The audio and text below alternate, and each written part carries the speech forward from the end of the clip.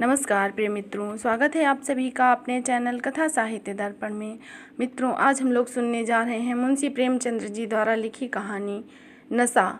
तो कहानी पर पहुंचने से पहले आइए जानते हैं संक्षिप्त सा परिचय मुंशी प्रेमचंद्र जी का। मुंशी प्रेमचंद्र जी का जन्म 1880 में वाराणसी जिले के लमही नामक ग्राम में हुआ था। उनके बचपन का नाम धनपत राय था, किंतु वे अपनी कहानियाँ उर्दू में नवाब राय के नाम से लिखते थे और हिंदी में प्रेमचंद्र के नाम से। गरीब परिवार के होते हुए भी मुंशी प्रेमचंद्र जी साहित्य के प्रति बहुत ही प्रेमी रहे। मुंशी जी ने लगभग 1 दर्जन से अधिक उपन्यास, 300 से अधिक कहानियाँ लिखी। उन्होंने मर्यादा एवं माधुरी नामक पत्रिकाओं का संपादन किया। हंस एवं जागरण नामक पत्र भी निकाले। उनकी रचनाएं आदर्शोन्मुख यथार्थवादी हैं, जिनमें सामान्य जीवन की वास्तविकताओं का सम्यक चित्रण किया गया है। समाज सुधार एवं राष्ट्रीयता उनकी रचनाओं के प्रमुख विषय रहे हैं। प्रेमचंद्र जी का प्रसिद्ध उपन्यास सेवा सदन, निर्मला, रंगभूमि, कर्मभूमि, गबन और गोदान आदि हैं। उनकी कहानियों का संग्रह मानसरोवर नाम से प्रकाशित है।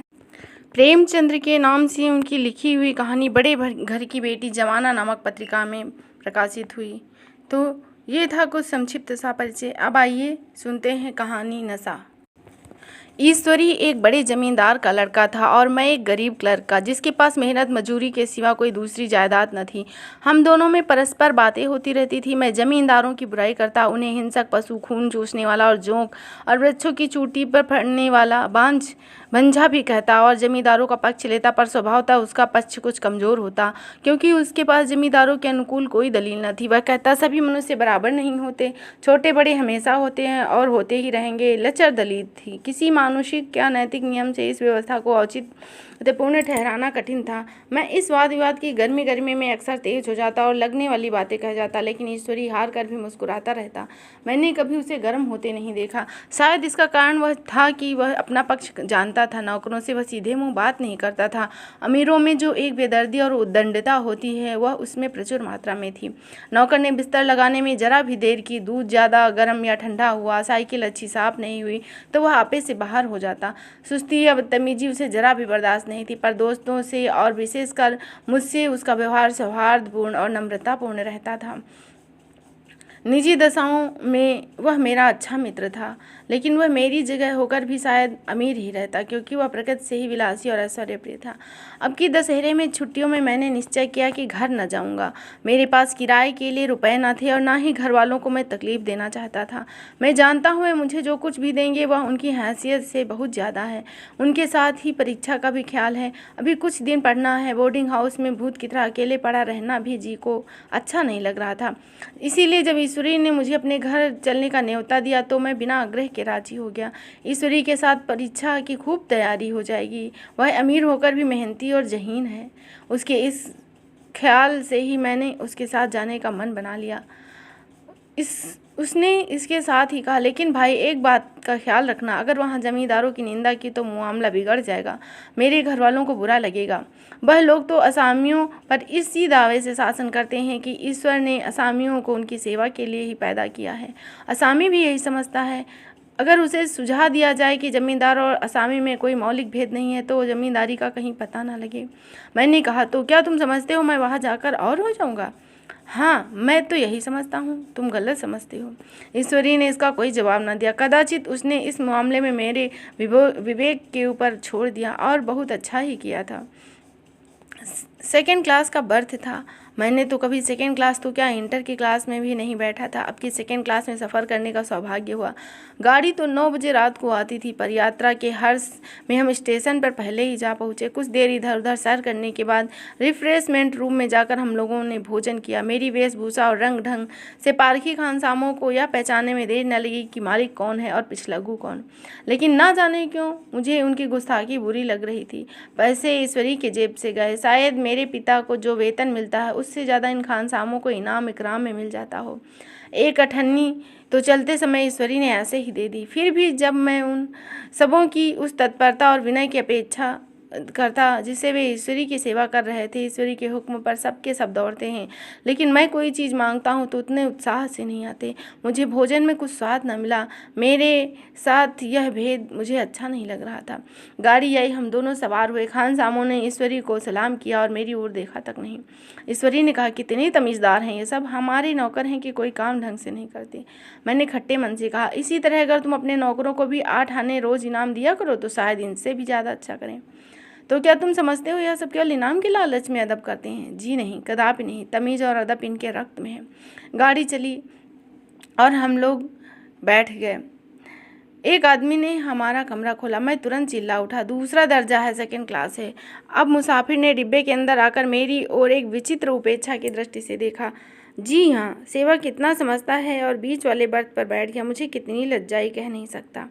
भोर होते होते हम लोग मुरादाबाद पहुँचे। स्टेशन पर कई लोग हमारा स्वागत करने के लिए खड़े थे। 2 भद्र पुरुष थे, 5 बेगार वाले, जो हमारा सामान उठाने के लिए आए थे। दोनों ने मेरी ओर अपरिचित नेत्रों से देखा, मानो कह रहे हो, तुम हंस के साथ कौवे कहाँ से आ गए? रियासत अली ने ईश्वरी से पूछा, यह बाबू साहब क्या आपके साथ पढ़ते हैं? ईश्वरी ने जवाब दिया, हाँ, पढ़ते भी और साथ में रहते भी हैं। या यूँ कहिए कि हम इन्हीं की बदौलत इलाहाबाद में रहते हैं। नहीं, कब का लखनऊ चले आते। अब की बार मैं इन्हें घसीट लाया। इन्हें घर से कई तार आ चुके हैं, मगर मैंने इनकारी जवाब दिलवा दिया। आखिरी तार तो अर्जेंट था, जिसकी फीस 4 आने प्रति शब्द है, पर यहाँ से भी उसका इनकारी जवाब ही गया। दोनों सज्जनों ने मेरी ओर चकित नेत्रों से देखा। आतंकित हो जाने की चेष्टा करते हुए मैं जान पड़ा। रियासत अली ने अर्धशंका के स्वर में कहा, लेकिन आप बड़े सादे लिबास में रहते हैं। ईश्वरी ने शंका निवारण की, महात्मा गांधी के भक्त हैं साहब, खद्दर के सिवा कुछ नहीं पहनते, पुराने सारे कपड़े जला डाले, या यूँ कहें कि राजा हैं। 2.5 लाख सालाना की रियासत है। आपकी सूरत देखो तो मालूम पड़ता है कि अभी अनाथ आश्रय से पकड़ के आए हैं। राम हरख बोले, अमीरों का ऐसा स्वभाव बहुत कम देखने को मिलता है, कोई भाप ही नहीं सकता। रियासत अली ने समर्थन किया, आपने महाराज चांगुली को तो देखा है, दांतों तरी उंगली दबाते हैं, एक गाढ़े की कमीज और मिर्जई और पैरों में चमरौधे जूते पहनकर बाजार में घूमते हैं। सुना है एक बार बेगार में पकड़े गए थे और उन्हीं ने 10 लाख से कॉलेज बनवा दिया। मैंने मन में कटने का अनुभव किया। मुझे बड़ी शर्म आ रही थी। यह सफ़ेद झूठ उस वक्त मुझे हास्यास्पद न जान पड़ा। उसके प्रत्येक वाक्य के साथ मानो मैं उस कल्पित वैभव के समीपता रहता जा रहा था। और मैं सह सवार नहीं हूँ। लड़कपन में कई बार लद्दू घोड़ों पर जरूर सवार हुआ, पर यहाँ देखा तो 2 कला राज घोड़े हमारे लेने के लिए तैयार खड़े हैं। मेरी तो जान ही निकल गई। सवार तो हुआ, पर बोटियाँ काँप रही थी। मैंने चेहरे के सिकन न आने दिया, ऐसा भाव प्रकट किया। घोड़े को ईश्वरी ने पीछे डाल दिया। खैरियत यह हुई कि ईश्वरी ने घोड़े को तेज न किया, वरना मैं तो शायद हाथ पैर ही तुड़वा डालता। ईश्वरी का घर क्या था, किला था। इमाम बाड़े सा, फाटक, पहरे, द्वार, दरवाजे पर नौकरों का तो कोई हिसाब नहीं था। ईश्वरी ने मेरा परिचय सबसे ऐसे करवाया, नौकर चाकर ही नहीं, घर के लोग भी सम्मान करने लगे मेरा। देहात के जमींदार लाखों का मुनाफा, मगर पुलिस कांस्टेबल को अफसर समझने वाले कई महाशय तो हुजूर हुजूर करने लगे। जरा सा एकांत हुआ तो मैंने ईश्वरी से कहा, तुम बड़े शैतान हो यार, मेरी मिट्टी क्यों पलीत कर रहे हो? ईश्वरी ने दृढ़ मुस्कान के साथ कहा, इन गधों के सामने यही चाल जरूरी थी, वरना सीधे मुँह भी ना बोलते। मैं चारपाई पर लेटा हुआ था। मेरे जीवन में शायद ऐसा दिन पहली बार आया हो कि किसी ने मेरे पैर दबाए हों। इसी से मैं अमीरों के चोचले, रईसों के गधापन और बड़े आदमियों की मर्दी और जाने क्या क्या कहकर परिहास किया करता था। आज मैं पतोड़ों को रईस बनने का स्वांग कर रहा हूँ। इतनों में 10 बज गए। पुरानी सभ्यता के लोग थे। नई रोशनी अभी कल पहाड़ों की चोटी पर ही थी। अंदर से भोजन का बुलावा आया।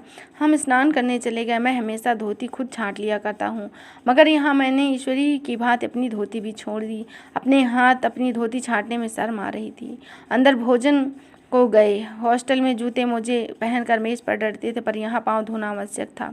कहार पानी लिए खड़ा था। ईश्वरी ने पाँव बढ़ा दिए, कहार ने उसके पाँव धोए, मैंने भी पाँव बढ़ा दिए, कहार ने मेरे पैर भी धोए।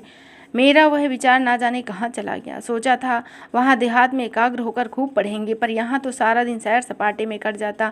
कहीं नदी के बजरे पर सैर कर रहे हैं, तो कहीं मछलियों और चिड़ियों का शिकार कर रहे हैं, कहीं पहलवानों की कुश्ती देख रहे हैं, और कहीं शतरंज। ईश्वरी खूब अंडे मंगवाता और कमरे में स्टोव पर आमलेट बनाते। नौकरों का एक जत्था हमेशा मेरे साथ रहता। अपने हाथ पाँव हिलाने की कोई ज़रूरत नहीं थी, केवल जबान हिला देना काफ़ी था। नहाने बैठो तो 2 आदमी नहलाने को हाजिर, लेटो तो 2 आदमी पंखा के लिए खड़े। मैं महात्मा गांधी का कुंवर चेला मशहूर था। भीतर से बाहर तक मेरी धाक थी। नाश्ते में जरा देर हो जाए तो फिर क्या कहने, बिछावन ठीक समय पर ना लगे तो भी क्या कहने। मैं ईश्वरी से ज़्यादा नाजुक मिजाज बन गया या बनने का नाटक कर रहा था। ईश्वरी अपने हाथ से बिस्तर बिछा ले, लेकिन कुंवर मेहमान अपने हाथों से कैसे अपना बिस्तर बिछाएं, तो उनकी मेहमानता में बट्टा नहीं लग जाएगा। एक दिन सचमुच यही बात हो गई। ईश्वरी घर में था। शायद अपनी माता से कुछ बातचीत करने में देर हो गई। यहाँ 10 बज गए। मेरी आंखें नींद से झपक रही थी, मगर बिस्तर कैसे लगाऊं। कुंवर जो ठहरा। 11:30 बजे मेहरा आया। बड़ा मुँह लगा नौकर था। घर के धंधों में मेरा बिस्तर लगाने की उसे सुध न रही। अब जो याद आई तो भागता हुआ आया। मैंने ऐसी डांट बताई कि उसे याद किया होगा। ईश्वरी मेरी डांट सुन बाहर निकला और बोला, तुमने अच्छा किया, यह सब हरामखोर इसी व्यवहार के योग्य हैं। इसी तरह ईश्वरी एक दिन एक जगह दावत में गया होता। शाम हो गई, मगर लैंप मेज पे रखा होता। दिया सलाई भी थी, लेकिन ईश्वरी खुद कभी लैंप नहीं जलाता था। फिर कुंवर साहब कैसे चलाएं। मैं झुलझुला रहा था। समाचार पत्र आया, रखा हुआ, जी उधर ही लगवा था। लैंप नदारत थी। दैव योग से उसी वक्त मुंशी रियासत अली आ निकले।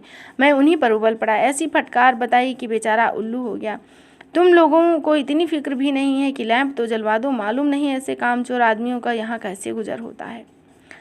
वहाँ एक ठाकुर अक्सर आया करते थे। कुछ मनचले थे, महात्मा गांधी के परम भक्त। मुझे महात्मा जी का चेला समझकर मेरी बड़ी इज्जत करते थे, पर मुझसे कुछ पूछते संकोच करते थे। एक दिन मुझे अकेला आया देख बोले, सरकार तो गांधी जी के चेले हैं। लोग कहते हैं यहाँ सुराज आ जाएगा तो जमींदार ना रहेंगे। मैंने सान जमाई, जमींदारों के रहने की जरूरत ही क्या। यहाँ सब गरीबों का खून चूसने के सिवा और करते ही क्या हैं। फिर ठाकुर ने कहा, तो क्या सरकार सब जमींदारों की ज़मीन छीन ली जाएगी। मैंने कहा, और क्या, ज़मीन तो छीन ही ली जाएगी। हम तो तैयार बैठे हुए, जो ही स्वराज आए और अपनी सारी ज़मीन अपने असामियों के नाम कर दी। मैं कुर्सी पर पाँव लटकाए बैठा हुआ था। ठाकुर मेरे पाँव दबाने लगा। फिर बोला, आजकल ज़मींदार लोग बड़ा जुल्म करते हैं। सरकार हमें भी हुजूर अपने इलाके में थोड़ी सी ज़मीन दे दे तो वही चलकर आपकी सेवा करें। मैंने कहा, अभी भाई मेरा कोई अख्तियार नहीं है, लेकिन जो ही अख्तियार मिला सबसे पहले तुम्हें बुलवा लूँगा। तुम्हें ड्राइवरी सिखाकर अपना ड्राइवर बना लूँगा। उस दिन उस ठाकुर ने खूब भांग पी और अपनी स्त्री को खूब पीटा और गांव के महाजन से लड़ने को तैयार हो गया। इसी तरह छुट्टी हुई और हम फिर प्रयाग चले। गांव के बहुत से लोग हमें स्टेशन पहुंचाने आए। ठाकुर तो हमारे साथ स्टेशन आया। मैंने अपना पार्ट खूब सफाई से खेला और अपने कुबेर चितो विनय और देवत्व की मुहर हरेक हृदय पर लगा दी। जी तो चाहता था कि हरेक नौकर को अच्छा इनाम दूं, लेकिन वह सामर्थ्य कहाँ। वापसी का टिकट ही था, केवल गाड़ी में बैठना था। पर गाड़ी आई तो ठसाठस भरी हुई थी। दुर्गा पूजा की छुट्टी भोगकर सभी लोग लौट रहे थे। सेकेंड क्लास में तिल रखने की जगह नहीं थी। इंटर क्लास की हालत उससे भी बदतर। यह आखिरी गाड़ी थी, किसी तरह रुके ना। बड़ी मुश्किल से तीसरे दर्जे में जगह मिली। हमारे ऐश्वर्य ने वहाँ अपना रंग जमा लिया, मगर मुझे उसमें बैठना बुरा लग रहा था। आए थे, आराम से लेटे लेटे जा रहे थे। सिकुड़े हुए पहलू बदलने की भी जगह नहीं। बड़े कई आदमी पढ़े लिखे भी थे। वे आपस में अंग्रेजी राज्य की तारीफ कर रहे थे। एक महाशय बोले, ऐसा अन्याय तो किसी राज्य में नहीं देखा। बड़े छोटे सब बराबर। राजा भी किसी पर अन्याय करे तो अदालत उसकी भी गर्दन दबाए।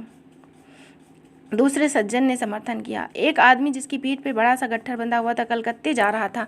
कहीं गठरी रखने की जगह ना मिली तो पीठ पर बांधे हुए खड़ा था। इससे बेचैन होकर बार बार द्वार की तरफ खड़ा हो जाता। मैं द्वार के पास ही बैठा था। उसका बार बार आकर मेरे मुंह पे अपनी गठरी रगड़ना मुझे बहुत बुरा लगा। एक तो हवा की यूं ही कमी, ऊपर से उस गंवार का आकर मेरे मुंह के पास खड़े हो जाना मानो मेरा गला दबाना था। कुछ देर जब्त किए बैठा रहा। एकाएक मुझे क्रोध आया और मैंने पकड़ कर उसे पीछे ढकेल दिया और 2 तमाचे जोर से लगाए। उसने आंखें निकालकर कहा, मारते क्यों हो बाबूजी, हमने भी किराया दिया है। मैंने उठकर 2-3 तमाचे और जड़ दिए। गाड़ी में तूफान आ गया। चारों ओर से मुझ पर बौछार पड़ने लगी। अगर आप इतने नाजुक मिजाज हो तो अव्वल दर्जे में क्यों नहीं बैठे। कोई बड़ा आदमी होता तो अपने घर का होगा। मुझे इस तरह क्यों मारते हो। क्या कसूर किया है। बेचारे ने गाड़ी में सांस लेने की जगह नहीं। खिड़की पर जरा सांस लेने को खड़ा हो गया तो उस पर इतना क्रोध। अमीर होकर क्या अपनी इंसानियत भूल गए। यह भी अंग्रेजी राज है जिसका आप बखान कर रहे थे। एक ग्रामीण बोला, दफ्तरन माँ घुसर तो पावत नहीं, उस पर इतना मिजाज। ईश्वरी ने कहा, what an idiot are you bear. और मेरा नशा कुछ उतर रहा था और मुझे सच्चाई का एहसास हो रहा था। तो इस तरह आपने सुना मुंशी प्रेमचंद्र जी लिखी हुई कहानी नशा। आशा करती हूँ आपको यह कहानी पसंद आई होगी। तो फिर मिलेंगे एक नए तथ्य के साथ। तब तक के लिए धन्यवाद।